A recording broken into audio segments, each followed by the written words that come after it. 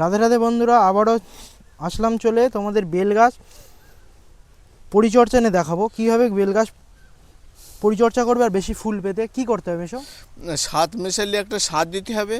আর সারের সাথে খোলটা একটু বেশি থাকবে, যেমন শিংকুচি, হাড়ের গুঁড়ো, খোল, নিম খোল 14-35 একসাথে মিক্সড করে আর জল দিয়ে পাইল করে নিয়ে, আর ওই বেশ 30 থেকে 35 গ্রাম করে এক একটা গাছের গোড়ায় একটু দিয়ে দিলে গাছের 15 দিন অন্তর দিতে হবে। মানে মাসে দুবার দিতে হবে, 15 দিন অন্তর, মানে মাসে দুবার। এই এত সুন্দর সুন্দর ফুল আসবে আর এত সুন্দর গ্লেস যে গাছের আসবে, এটা কি করে এত সুন্দর গ্লেস টানলে? কি গ্লেস আসবে ওই সারেতেই গ্লেস আসবে। সারে, আর এর জন্য মারতে হবে না, তেল মারতে হবে কিছু?